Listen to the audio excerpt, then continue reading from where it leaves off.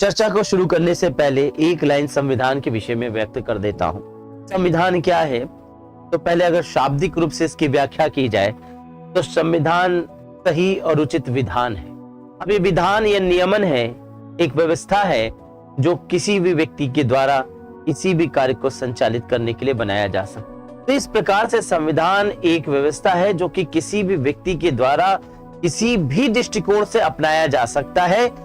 अब वह सामान्यतः जब किसी कार्य को प्रारब्ध कर रहे होते हैं तो कुछ विधान होता है, कुछ नियम होता है जिनको लागू करके हम उस व्यवस्था को संचालित कर सकते। इसी दृष्टिकोण से जब कोई देश की स्थापना होती है या कोई देश पुनर्निर्मित होता है या विश्व पटल पे नए स्वरूप में उसकी पहचान बनती है तो किस विशिष्ट मानदंड नियमों का निर्माण होता है जिससे उस देश की विशेषता निखर के सामने आए और उसका विकास एक व्यवस्थित रूप से हो सके। इस हेतु जिस व्यवस्था का निर्माण किया जाता है हम उसे संविधान कहते हैं। तो संविधान साधारण शब्द में सही और उचित विधान।